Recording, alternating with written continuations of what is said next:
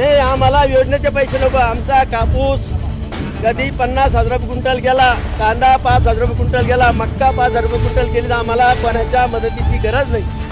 साहेब एक काळ होता, एक 50 वर्षापूर्वी शेतकरी स्थिती होता, शेतकऱ्याच्या मुलाला देण्यासाठी 50 पाहुणे त्याच्या घरी येत होते. माझी मुलगी करा, 40 लोक त्याची मध्यस्थी करत होते किंवा मुलगी कर याची, तरी तो शेतकरी डिमांडमध्ये राहत होता. आज साहेब 50 शेतकऱ्याचे बाप आम्हाला सांगतात त्याची मुलगी बघा ना, त्या शेतकऱ्यांना मुलगी बघत नाही. प्रत्येक गावामध्ये 50 मुलं बिगर लग्नाचे, त्याला जबाबदार एकमेव सरकार आहे. हे घडलं 10 वर्षापासून, 2014 पासून पोराचे लग्न होणे लागले. या पळशी गावामध्ये आता सध्या या मागच्या हप्त्यामध्ये 2 शेतकऱ्यांना आत्महत्या केलं होतं.